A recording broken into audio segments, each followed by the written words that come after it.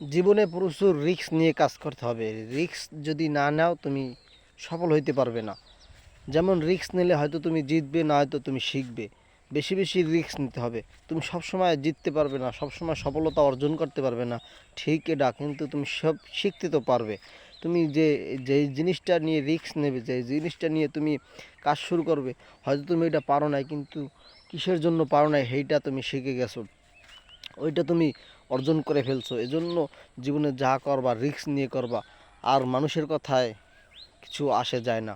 আমাদের দেশে মানুষ, ম্যাক্সিমাম মানুষ সফল অর্জন করতে পারে না। এজন্যই যে মানুষে কী বলবে। আরে ভাই, মানুষে যা বলে বলুক, তুমি যদি না খেয়েই থাকো তোমাকে মানুষ কি জিগাইবে?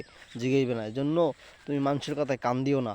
তুমি যেটাকে ভালো মনে করে, যেটা তুমি পারবে সেটাই তুমি করবে, সেটাকে নিয়েই কাজ করবে, ঠিক আছে? সবাইকে ধন্যবাদ, ভালো থাকবেন।